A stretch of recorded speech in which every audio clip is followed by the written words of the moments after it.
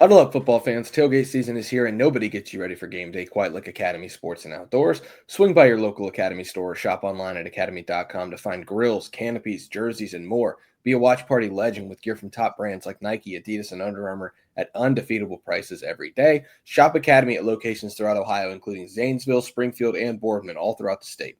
Fun can't lose, and neither can you with tailgate gear from Academy. There's still time to go to Academy Sports and Outdoors, Mick, to get your stuff for the tailgate, because you've got all day to tailgate for this primetime Big Ten showdown at home. It's a rarity, but here we are, Ohio State, Minnesota, 7:30 at the Crib, the Horseshoe, on Saturday night. I think that's what the kids are still saying these days.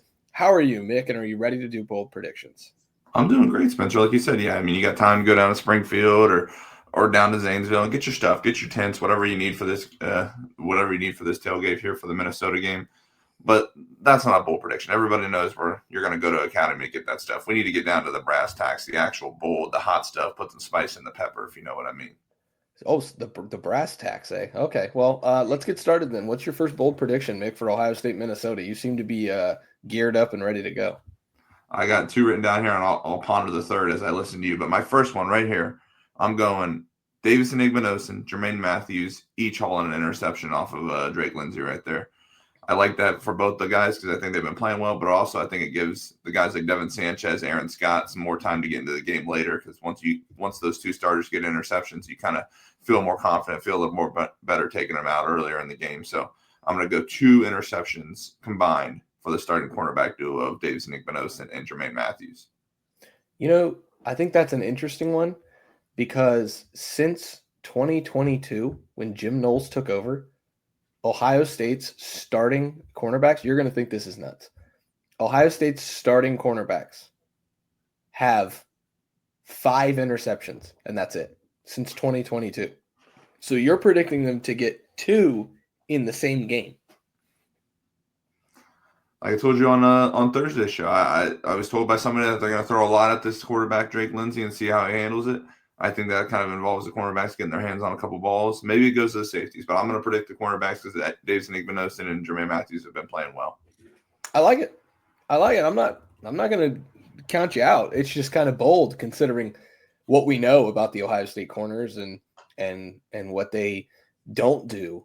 And a lot of that was under Jim Knowles. This is different under Matt Patricia, but they haven't had any interception. But Jermaine Matthews, I guess there's 6. So Jermaine Matthews had one in the Texas game there. I kind of forgot about that one because the Texas game seems like it was 16 years ago at this point.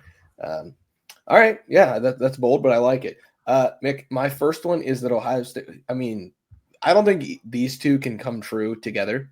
So let's just get them out of the way and we'll have competing bold predictions because I think Ohio State's going to force 2 strip sacks in this game, actually.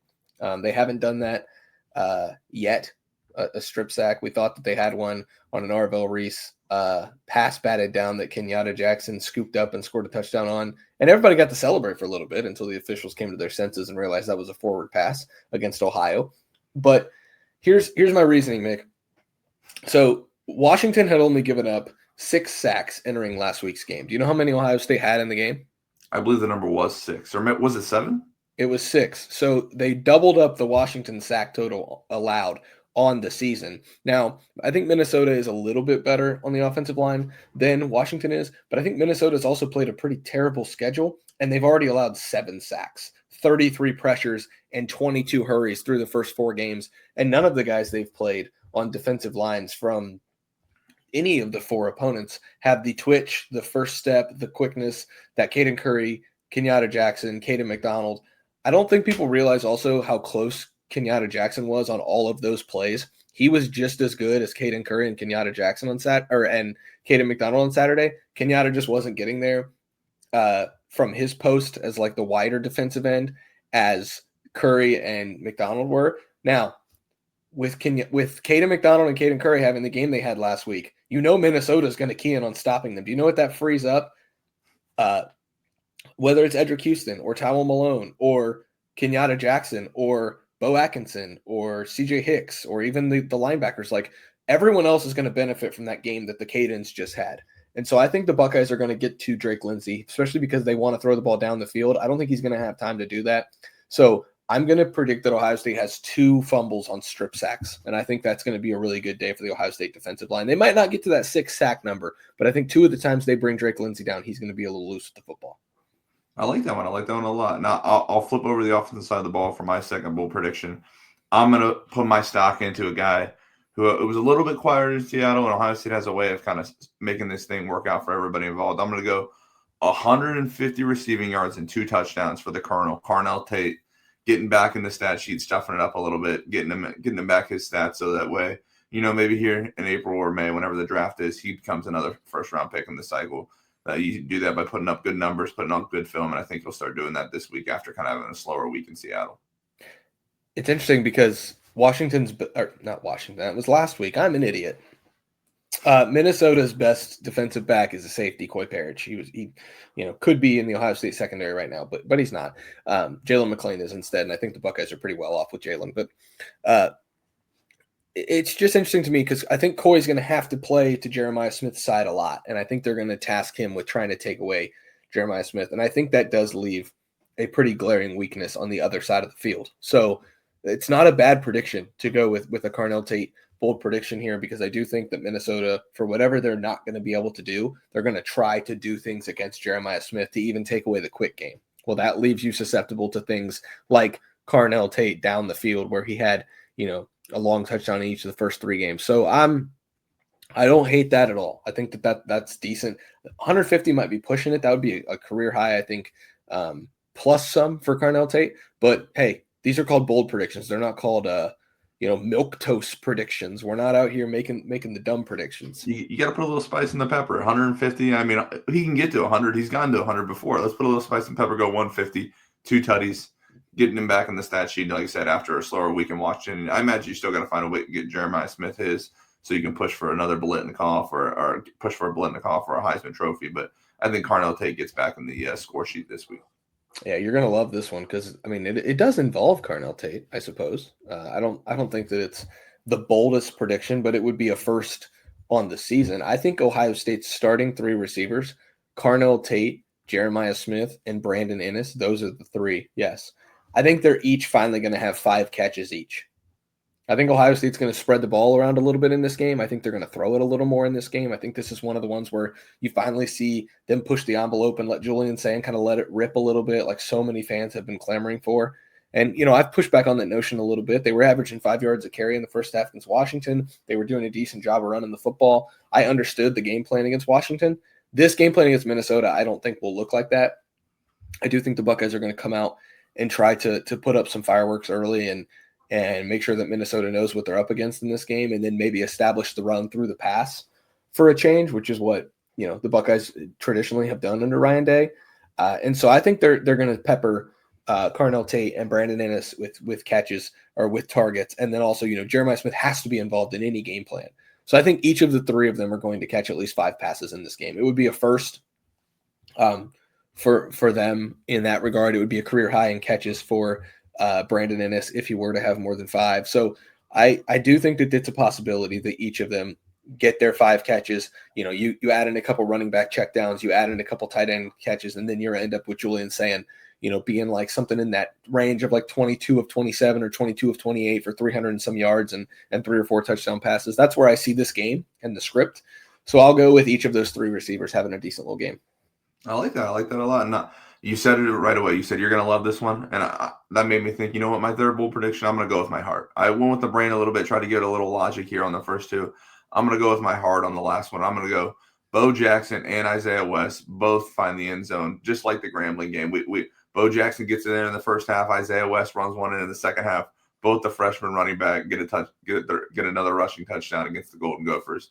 Just buying my Isaiah West stock, continuing to hold, buy a little bit everywhere I can. And, obviously I don't know if you can really hold much more Bo Jackson stock at this point. I think everybody has a little bit of it, but I'm going to continue to buy my Isaiah West stock and think that these 2 might be maybe the Buckeyes' top 2 running backs next season. I'm trying to think of what your final score is going to be, man. You just have everybody. I mean, it's like Oprah. You get a touchdown. You get a touchdown. Everybody gets a touchdown. I've yet to write it down, so I probably should figure that out. I think you should, with because the math right here with how Ohio State's been playing as far as pace. I'm anxious to see what you got there, Nicholas. I don't distrust you, but I do wonder.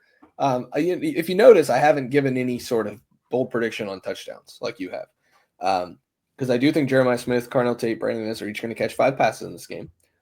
The strip sacks are going to give Ohio State a couple of added possessions that maybe speed this thing up a little bit or give Ohio State a couple more possessions than we're used to them having this year. I think the tempo also might be a thing.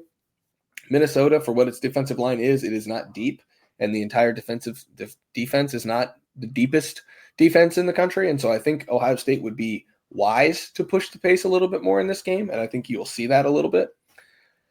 But there's a guy on the field against Washington who was doing some end-around stuff. They didn't hand it to him, but he was, motioning around, and they were using him a little bit more, and he finally was on the field for a couple of snaps as a wide receiver and getting in the rotation.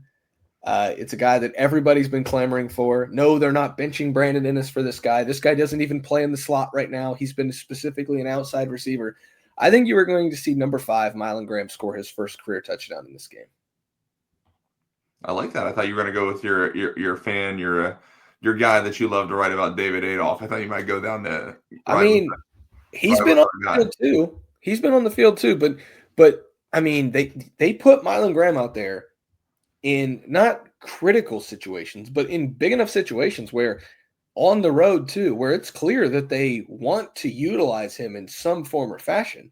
He was running some routes. He did one of the cowboy motion end arounds where they ran a counter and faked it to Mylan on the end around. I don't think that they're just not going to use him. And so I believe that he will be a part of this game and they'll start to massage him into the offense a little bit more. Maybe instead of having, what did he have, 6 or 7 snaps on Saturday against Washington? Maybe this week it's 10 or 11 against Minnesota just to see how it goes. And then maybe on the road next week at Illinois, it's 10 or 11 more. But I do think that he's earning his way into a wide receiver rotation. And I always hesitate to do that because Brian Hartline traditionally does not care for the rotations because usually his 3 guys on the field are first-round draft picks. But I think that there's room for Mylan Graham. And so I think he's going to score a touchdown in this game, and I think he's going to start to see, the fruits of his labor from what he's been working on in practice and showing that he can do. I like that one because, like you mentioned, Mylan Graham. I said David Adolph. It wasn't a joke. Like, he's generally gotten snaps, and Bryson Rogers. All 3 of those guys, they've clearly kind of been testing to figure out what they can get out of those guys. What, like you said, maybe you work a rotation, maybe you just figure out if you have a 4th guy.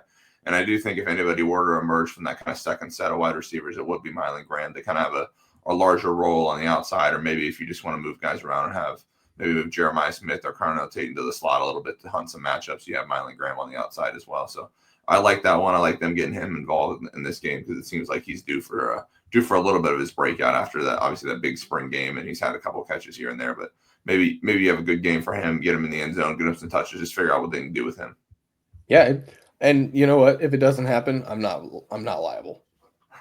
No, Spencer's never missed a bold prediction. It goes back to the old adage of it's only ever been players and coaches that have screwed up his bold predictions. Yeah, it comes down to execution, Mick, and sometimes, there's a lack of execution there. It's either scheme, coaching, or execution, and I don't know which of the 3 I can point to, but it definitely ain't me. That's called MGM, though. They execute on everything, Spencer. Well, we're not going to BetMGM yet, Mick. What? You're getting ahead of your skis there, pal. I like to talk the lines with Spencer. Spencer's kind of a sharp here, folks. I like to hype him up as our sharp. That's not true. Please don't say that. That would hold me financially liable for many, many people who watch this show. First, I want to tell you guys about Rowback Activewear. There's only one way to describe Rowback: best fit, best feel. For those who aren't familiar with Rowback, they're completely changing the game. They've already changed the game. Don't kid yourself. But they're incredibly comfortable activewear. I'm wearing one right now. I got out of bed this morning, decided I was going to go grab a coffee for my wife and I. Guess what I did? I threw on a Rowback. Why? Because it's in the mid 50s, low 60s. It's the perfect hoodie to go on a coffee run, to go on a regular run. If you're into that kind of sicko activity, if you're going to the gym to do some light lifting the way that Mick Walker does, if you're going to play a round of golf in the fall, it is perfect for that. They have the new licensed game day collection. It's my absolute favorite. They have novel polo designs, clean hoodies, quarter zips from some of your favorite schools. Obviously, we're talking about Ohio State here. It's definitely worth checking out. They've got a Tibidal polo that's just the Ohio State band all over. They've got a polo that is like from afar, it's pseudo pink, and then you get up close, and it's a bunch of scarlet horseshoes. It's the horseshoe, the rotunda, all over the polo. They've got one that's just got the Script Ohio all over the place. They've got the hoodies that have the Buckeye leaf or Script Ohio on the chest.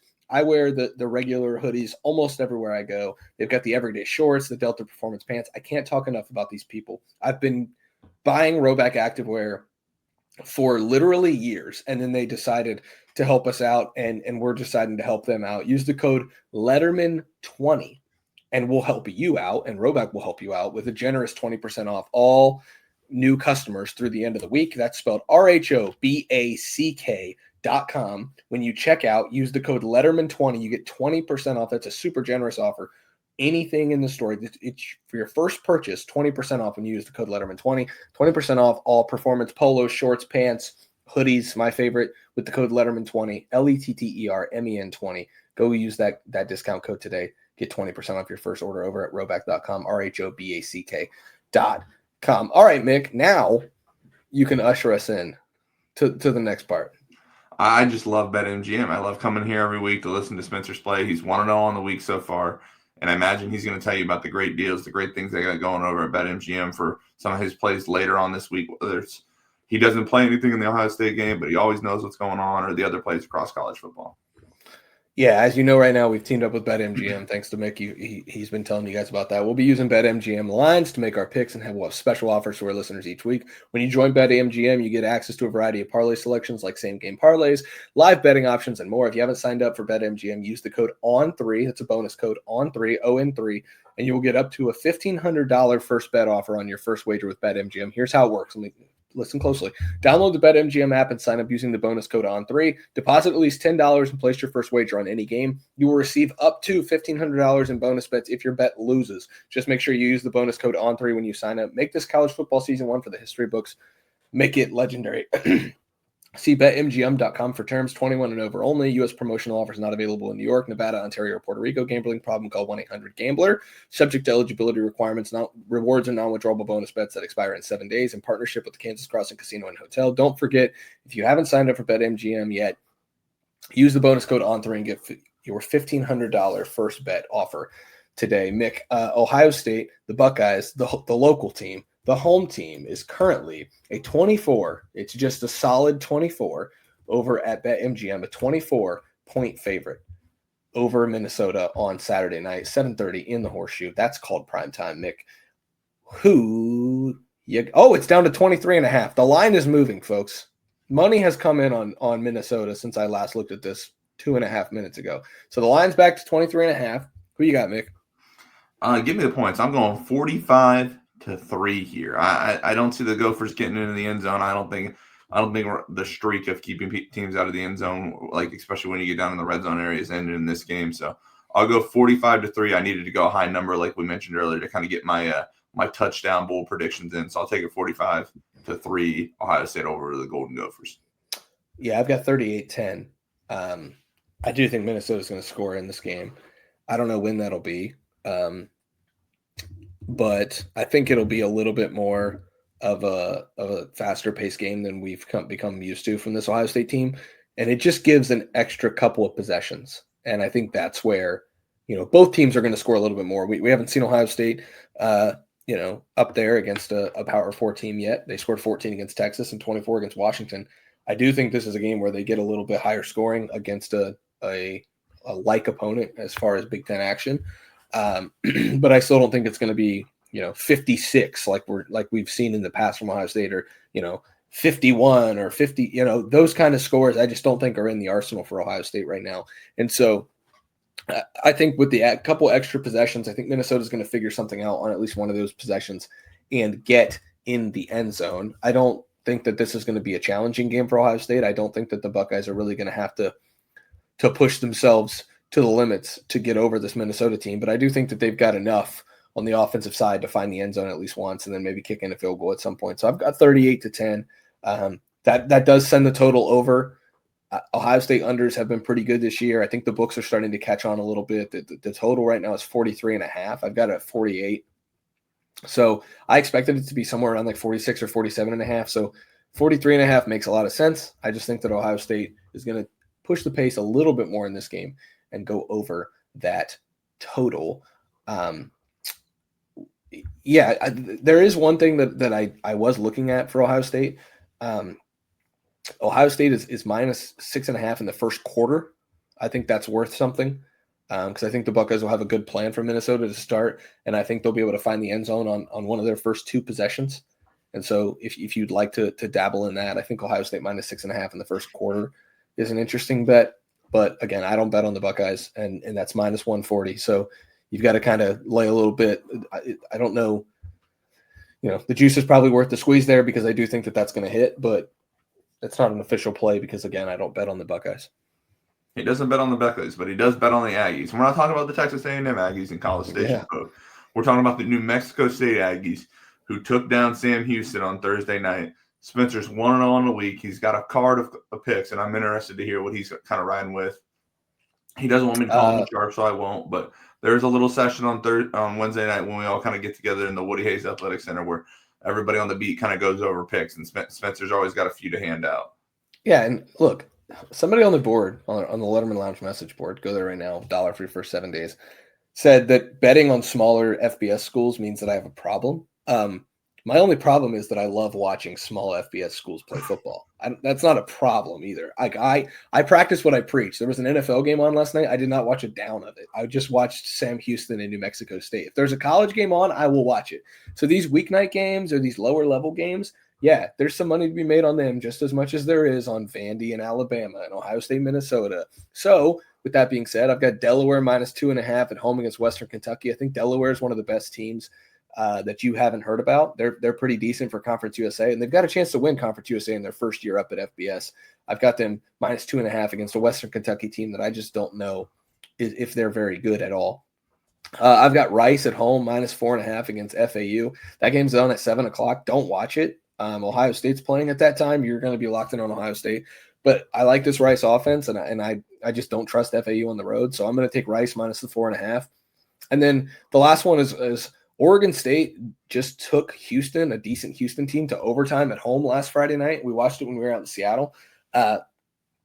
They're traveling completely across the country and maybe one of the longest road trips you will ever see in college football, from Corvallis, Oregon to Boone, North Carolina, to play App State. App State's a 1.5-point favorite, and Oregon State's coming off an emotional home loss in overtime to a good Houston team. Like, they put everything into that Houston game and came up short. I think this is a huge emotional letdown spot. So I'm going to roll with the Mountaineers.